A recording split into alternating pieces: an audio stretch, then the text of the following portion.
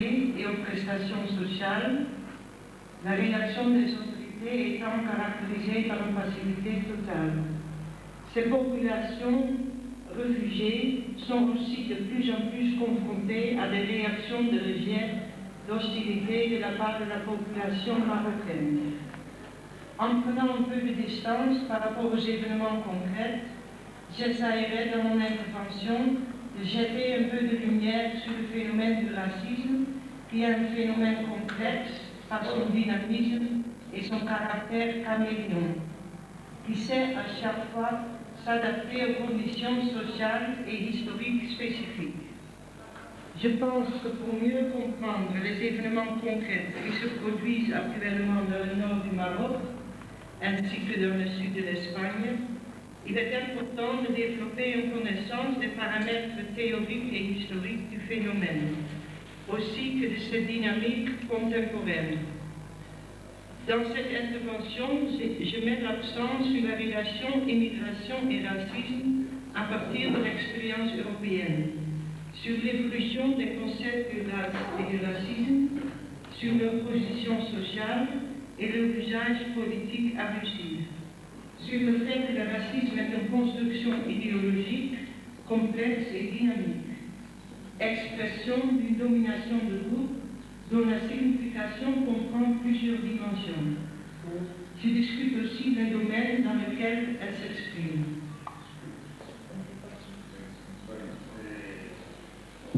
Dado que en los últimos años, sobre todo a partir de 1999, pues en el norte de Marruecos se está viviendo una ola de migración que viene de los países subsaharianos.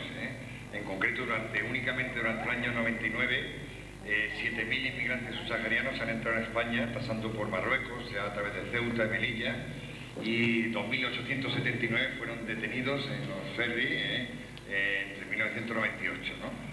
Entonces, este nuevo fenómeno en Marruecos ha añadido problemas al tema de los derechos del hombre, de los derechos humanos desde la independencia de Marruecos, ¿no?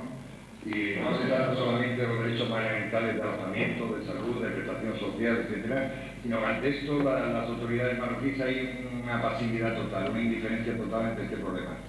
También la cuestión es que la misma población marroquí cada vez las reacciones que se desarrollan más es de hostilidad y de rechazo incluso por parte de la población marroquí a esta población que viene, a estos inmigrantes que vienen de la zona subsahariana, ¿no? Distanciándose un poco respecto a los temas, a los acontecimientos concretos, ella lo que va a intentar es hacer un análisis un poco teórico sobre este fenómeno complejo de la inmigración, porque su dinamismo y su carácter de camaleón que se transforma, ¿no? Y ver un poco cuáles son las condiciones sociales e históricas de especificidad. Y ella piensa que para comprender mejor los fenómenos concretos que se producen actualmente, tanto en el norte de Marruecos como en el sur de España, hay que desarrollar unos conocimientos de parámetros teóricos e históricos de este fenómeno social, ¿no? Ella quiere poner el acento e incidir en la relación entre inmigración y racismo a partir de la experiencia europea, sobre la evolución de los conceptos de raza y de racismo, sobre su posición social y sobre su uso político abusivo, sobre la utilización política de estos conceptos, ¿no? Sobre el hecho de que el racismo es una construcción ideológica, compleja y dinámica, que es la expresión en realidad de la dominación de un grupo sobre los otros, ¿no? Cuya significación comprende varias dimensiones, ¿no? Ella también va a hablar sobre el desarrollo de las nuevas formas de racismo y los aspectos en que esas nuevas formas de dominación del racismo se expresan, se manifiestan. La question de l'immigration est un des sujets les plus discutés et contestés dans la scène sociale et politique de différents pays européens. En particulier, la question de l'immigration provenant de l'Afrique du Nord est devenue un problème politique clé pour l'Europe. C'est le Maroc qui sert de pays de transit et qui subit les conséquences de la fermeture de la forteresse Europe. C'est la combinaison d'instabilité politique, de misère économique, de désastres naturels et de la menace de génocide qui a fait fuir un nombre toujours grandissant de réfugiés vers le nord. La disparité socio-économique entre le Nord et le Sud forme le contexte de cette migration de masse. En cela s'ajoute l'interdépendance entre les pays qui offrent et qui reçoivent dans l'économie politique du marché mondial. Les passeurs des clandestins et les commerçants font la reste. C'est la politique contradictoire avec ses buts inconciliables autour de l'immigration qui est une des causes du racisme contemporain dans les pays occidentaux.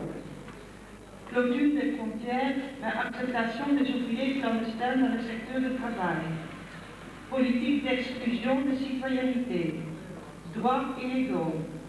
Manipulation des crises sociales par des politiques publiques qui ont tendance à accuser les victimes. La favorisation du nacionalismo europeo. Bueno, la cuestión de migración es uno de los fenómenos que más se discuten en los diferentes países europeos.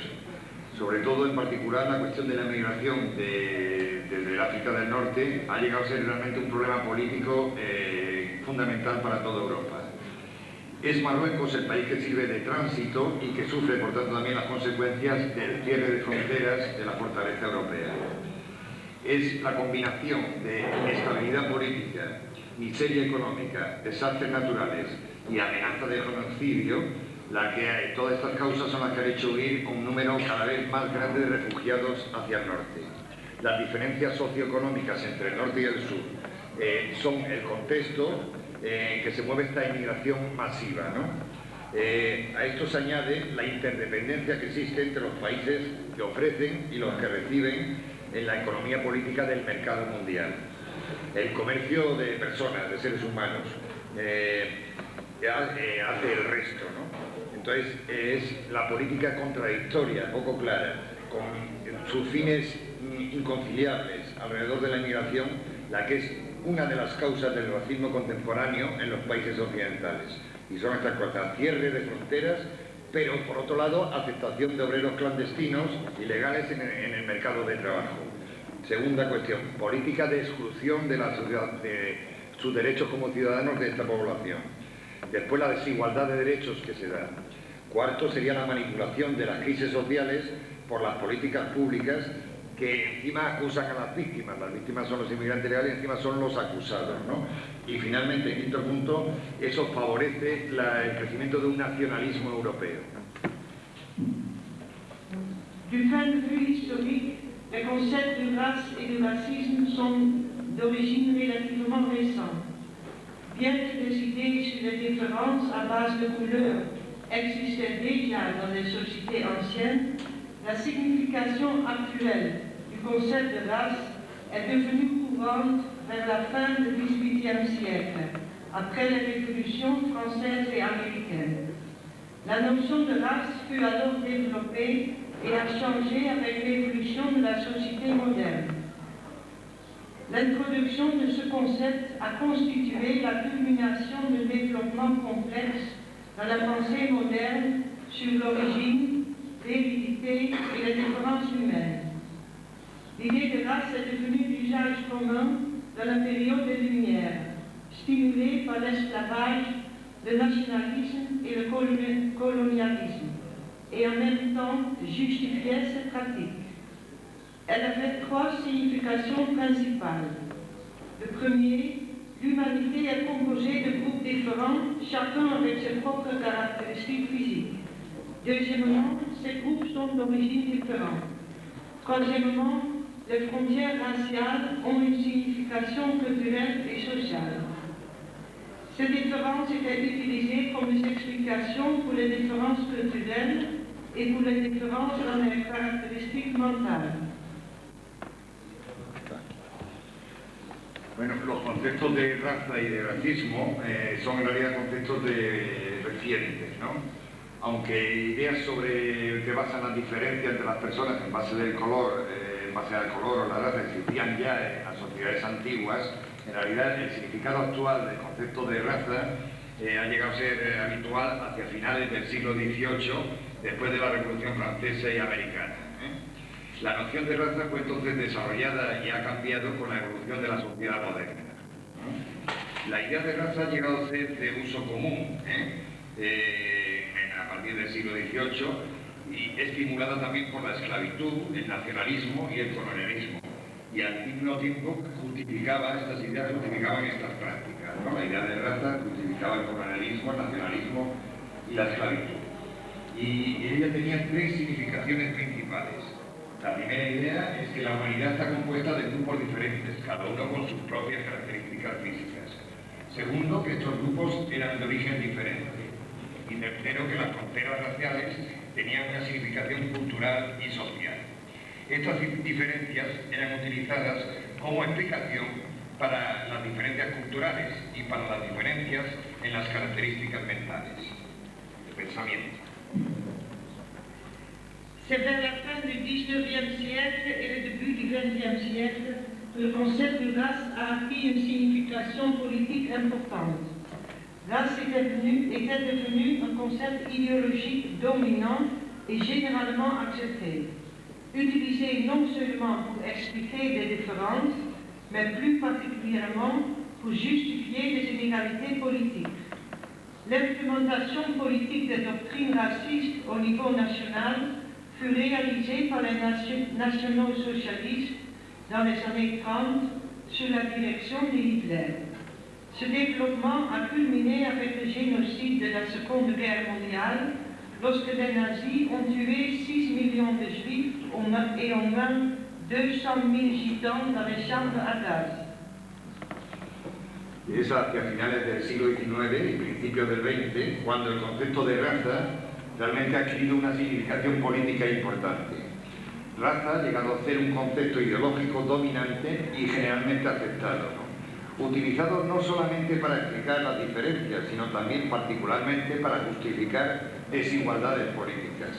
La implementación política de estas doctrinas racistas a nivel nacional fue llevada a la práctica por el nacionalsocialismo en los años 30 bajo la dirección de Hitler. El desarrollo de esta teoría culminó con el genocidio de la Segunda Guerra Mundial, cuando los nazis mataron a 6 millones de judíos y al menos 200.000 gitanos en la cámara de gas. Après la Seconde Guerre mondiale, à la demande de l'UNESCO, les spécialistes des sciences sociales ont examiné le concept de race. Dans leur déclaration de 1950, ils argumentaient que race est moins un phénomène biologique que mythe social. La déclaration a suggéré de laisser tomber le terme de race et de le remplacer par le terme groupe ethnique, considéré plus neutre. Le concept de race cessa d'exister, ou plutôt, la science a officiellement abandonné le concept. Le racisme, pourtant, continuait d'exister. Después de la Segunda Guerra Mundial, la decisión de la UNESCO, especialistas de ciencias sociales de todo el mundo examinaron qué era el concepto de raza. En su declaración de 1950, argumentaban que el concepto raza es menos, en realidad no es un fenómeno biológico, sino que es un mito social. Por lo tanto, la declaración sugirió abandonar el término raza y reemplazarlo por el término grupo étnico, considerado como más neutral. Entonces, oficialmente, desde la ciencia, el concepto raza dejó de existir, fue abandonado. Pero, sin embargo, el racismo ha continuado existiendo. Le concept de racisme est beaucoup plus jeune que le concept de race. Je le définis ainsi. Le racisme est un système de domination et d'exclusion complexe et contradictoire qui produit l'inégalité et l'exclusion sociale entre différents groupes ethniques.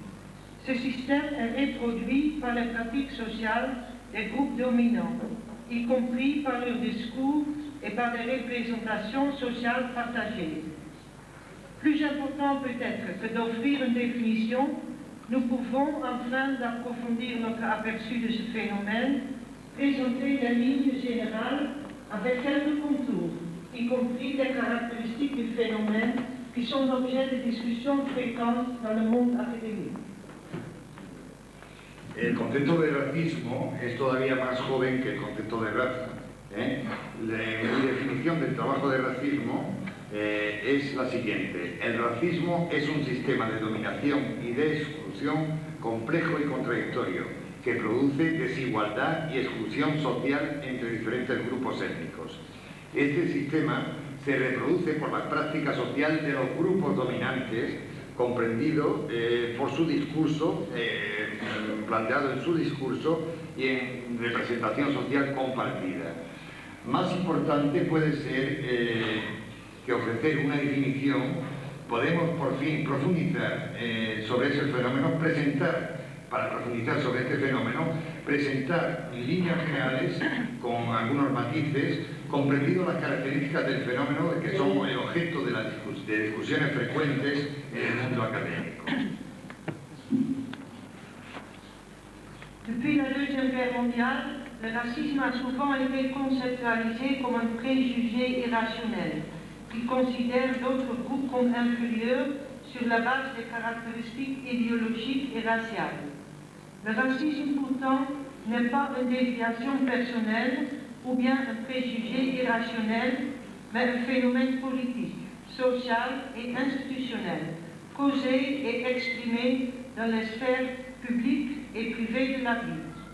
Le racisme est une construction idéologique historiquement spécifique.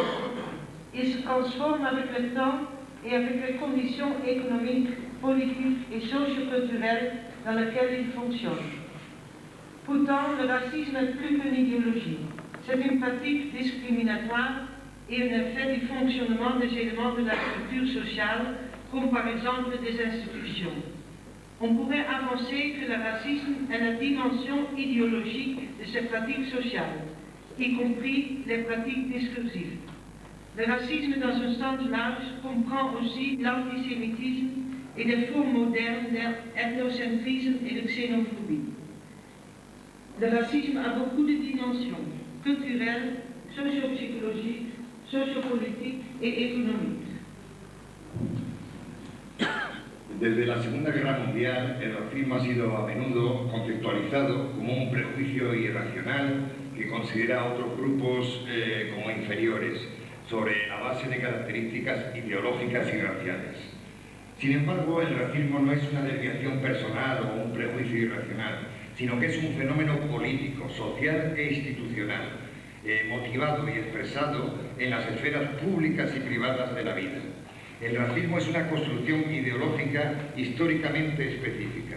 Se transforma con el tiempo y con las condiciones económicas, políticas y socioculturales en las cuales funciona.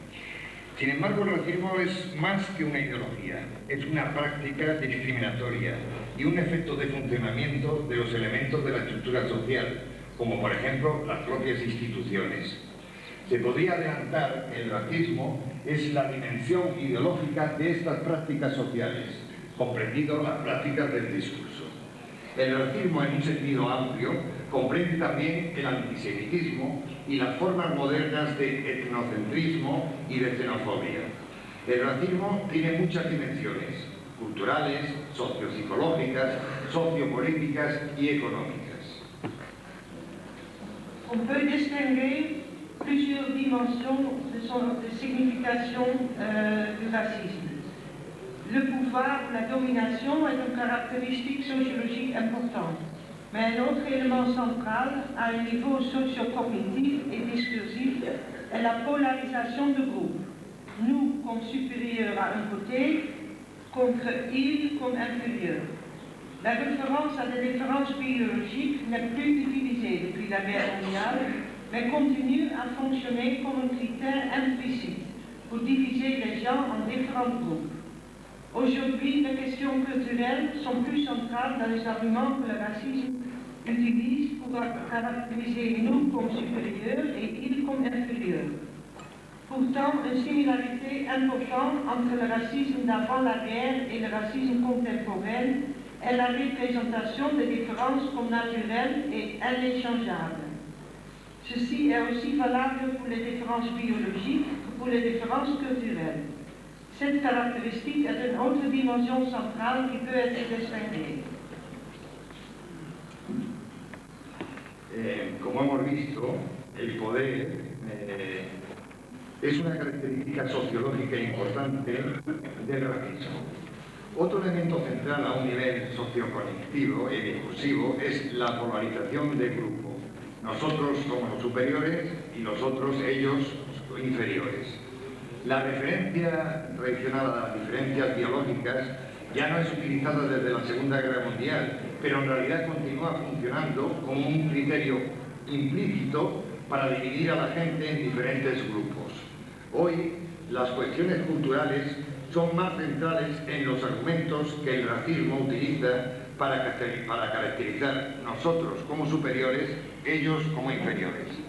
Sin embargo, una similaridad importante entre el racismo de antes de la guerra y el racismo actual contemporáneo es la representación de esas diferencias como algo natural y que no se puede cambiar. Esto es también válido es tan válido para las diferencias biológicas como para las diferencias culturales. Esta característica es otra dimensión central que puede ser distinguida.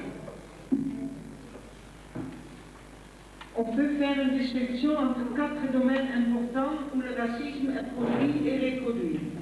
Les 4 domaines sont le racisme institutionnel, le racisme élitaire, le racisme quotidien et le racisme politiquement organisé.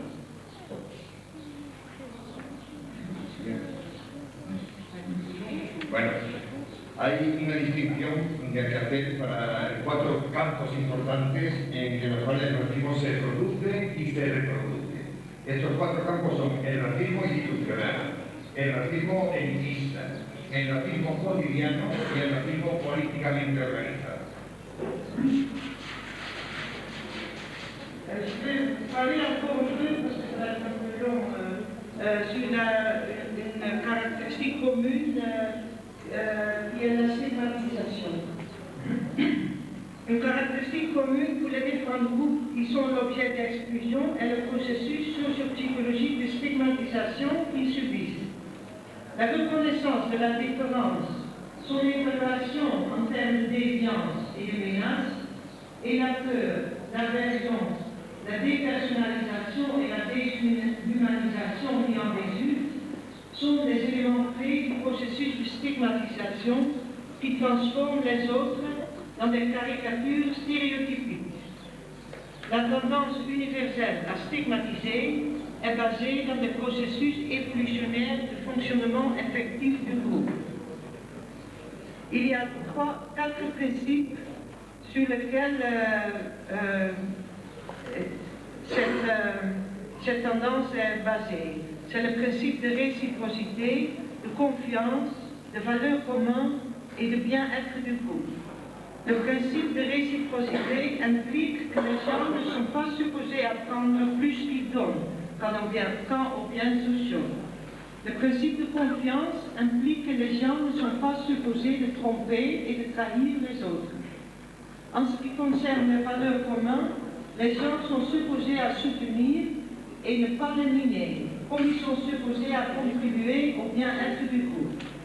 La stigmatisation se produit quand ce principe de base de fonctionnement effectif et efficace du groupe sont violés ou bien supposés d'être violés.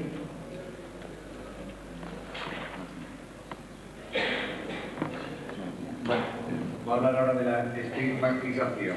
Una característica común para los diferentes grupos que son objeto de exclusión es el proceso sociopsicológico de estigmatización que sufren.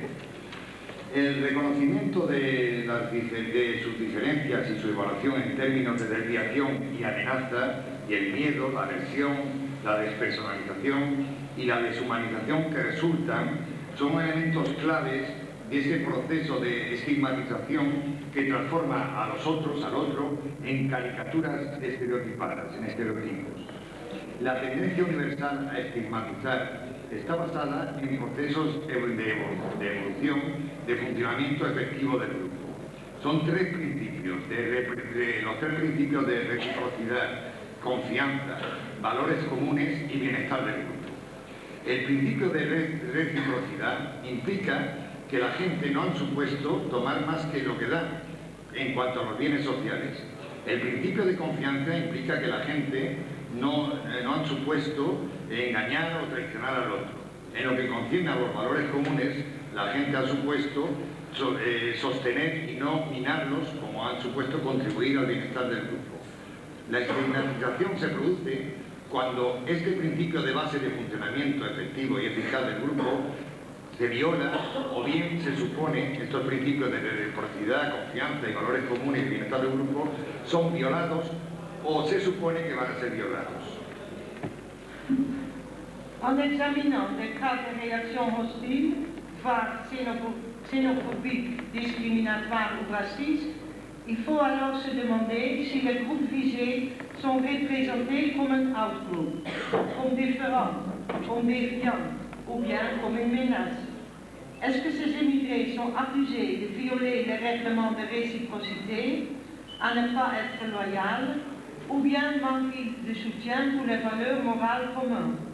Est-ce que leur stigmatisation est justifiée par l'attribution de causalité, de responsabilité à eux-mêmes, sans prendre en considération les conditions sociales et par la légitimation des hiérarchies sociales? Si la réponse est oui, ça veut dire que même si les idéologies racistes ne sont pas soutenues explicitement, la terre sociale est soi-disant fertilité pour l'occurrence du processus de stigmatisation. L'adoption des opinions qui justifient la stigmatisation sont facilitées et ce faisant, une couverture cognitive et émotionnelle est apportée pour un traitement négatif des groupes stigmatisés. La théorie de stigmatisation suggère aussi des façons à la réduire. Une fois la menace ou la perception d'une menace, ou bien nous pouvons ajouter la représentation d'une menace qui est posée par des individus ou des groupes envers le fonctionnement du groupe sera éliminée, les individus et groupes visés doivent être de main en main stigmatisés. Bueno, examinando los casos de reacción hostil, es decir, de xenofobia, de discriminación o de racismo, hay que preguntarse si los grupos a los que se refiere están representados como un grupo fuera, un grupo exterior, o como diferente, como que se desvía, o incluso como una amenaza. ¿Es que acaso estos inmigrantes son acusados de violar los reglamentos o las relaciones de reciprocidad, o de no ser leales, o bien les falta el sostén o la coincidencia con los valores sociales comunes? Cuando hay esta pregunta, ¿es que esta estigmatización está justificada por una privación de responsabilidad sobre ellos mismos, de este tipo de que no comparten los valores comunes, sin tomar en consideración, sin tener en cuenta sus condiciones sociales y por la legitimización de esa jerarquía social establecida? Si la respuesta es sí, si ellos son acusados de esto, eso quiere decir que incluso, aunque la ideología racista no esté expresada explícitamente, el terreno social, el campo social está abonado, fertilizado, para, digamos, darse ese proceso de estigmatización, de culpabilización del inmigrante. La adopción de opiniones que justifican esa culpabilización del inmigrante se les facilita con estas ideas.